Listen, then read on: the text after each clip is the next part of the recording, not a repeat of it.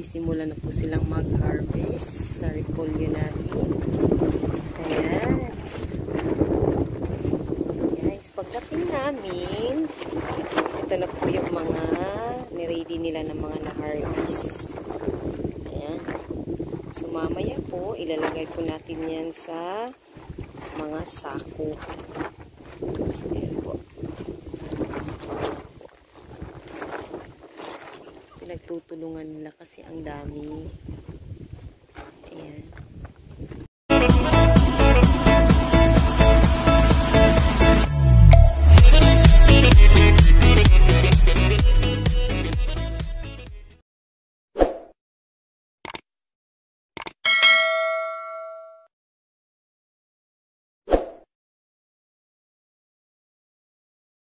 Magandang umaga po sa ating lahat at magandang hangin po sa inyong lahat. Ang lakas po ng hangin dito sa bukid. Ayan.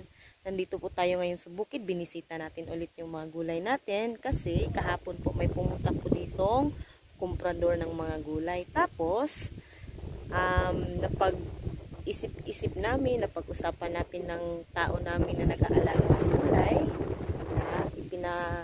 Pinapakyaw na lang po namin tong gulay namin. Ayan. Yung nasa likod ko. Ayan.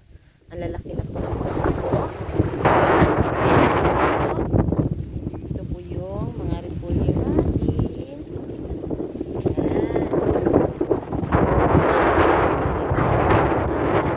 Miss ko sila kasi hindi na po akong may-ari sa mga gulay na ito. Pero, okay lang po yan. Pagkatapos pong harvestin itong mga gulay na to, may bago po tayong itatanim. Pero, surprise po muna kung ano po yung ilalagay natin dito pagkatapos harvestin nitong mga repolyo at saka umbok. Ayan. Pero hindi naman po ibig sabihin na pinakyaw, binili na po ito, binayaran na po itong gulay natin. Wala na po tayong baby seedlings, pero meron po tayong mga baby seedlings na hihintayin pa tumubo. Yan. Yan po. Yung banda na po doon, may bago po tayong tanim na umbok. Umbok rin po yun. Ayan. Pupuntahan po natin. Yan. Yun yung mga baby. Hindi na sila baby.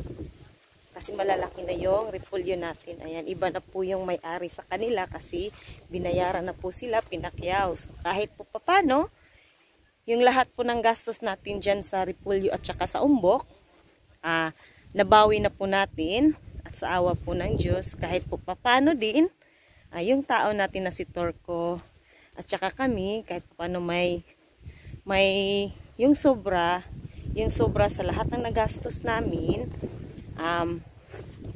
may nahati din po kami kahit naman po paano. So, thankful na rin po kasi yung pagkuha po ng gulay ngayon,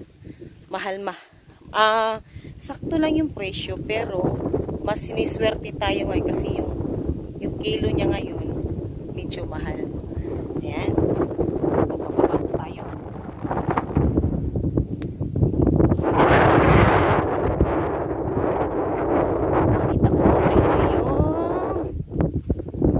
Nating mga tanim. Ayan. Nagpapaalam na to sa ating mga repolyo at saka umbok na nandun. Pero sa banda pong dito, ayan, may bago na po rin tayong mga tanim na umbok. Ayan po. Yung iba, kitang-kita na po. Ayan. Atin rin po to. Ito yung bago nating mga tanim. Actually po, hindi pa po masyado sila nakikita kasi sobrang baby pa nila. Ayan. Yan po. Nakikita ninyo. Ayan. Hanggang dulo po doon. Ayan. May umbok pa po doon. Ito na po sila. Yung bago naming baby seedlings na mga umbok. Ayan sila. So, mga next week, pagbalik natin dito, siguradong kitang-kita na po talaga tong mga baby seedlings natin na umbok. Ayan. Ayan po yung mga baby seedlings natin na umbok. Yan na po yung bago nating lugar na pinagtataniman. Pero, pagkatapos pong ma-harvest ang umbok at saka yung repolyo na yan, tataniman din po natin yan ng bago. Ayan. Tapos na po tayo bumisita sa mga baby seedlings natin. Ayan, uuwi na po tayo. Pero, yung dadaanan natin, hahanda-handa tayo kasi sobrang pong putik. Ayan. Yung paa ko po, sobrang putik na po. Ayan po yung dadaanan. Ayan. Sobrang putik po talaga. Kanina bumaba kami. Malapit na akong na-slides. Pag na-slide ako noon, papunta talaga ako doon sa sa maliit na sapa. Ayan, sobrang putik po talaga. Ayan, pero okay lang. Bawi naman po tayo sa mga gulay natin. Ayan. Ito yung dadaanan natin pag pumupunta ng bukid pag may ulan. Pero pag wala naman pong ulan, matigas-tigas naman po yung dinadaanan natin. Pero sobrang putik pa din. Ayan. Ayan. Tignan pa ako. Tumba. Po sila yung mga bagong baby seedlings natin na umbok. Ayan po.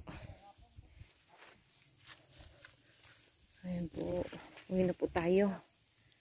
Guys, habang pauwi na po tayo galing sa bukid, inabutan po tayo ng sobrang lakas na ulan at hangin.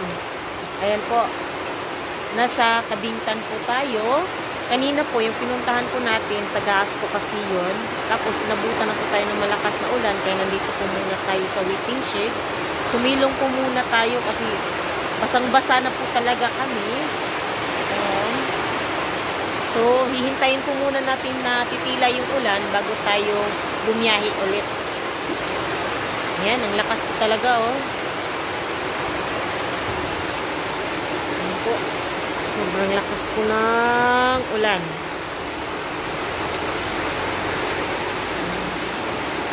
Hindi na po kita yung bukid kasi sa sobrang lakas na po ng ulan. Tapos malakas pa yung hangin.